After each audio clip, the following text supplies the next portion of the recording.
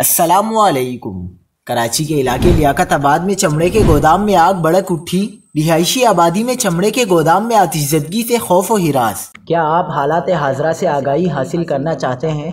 खबर के पीछे छुपे असल हकाइक जानना चाहते हैं तो अभी सब्सक्राइब कीजिए जिलमिल पाकिस्तान को और साथ ही घंटी के निशान पर क्लिक कर दें।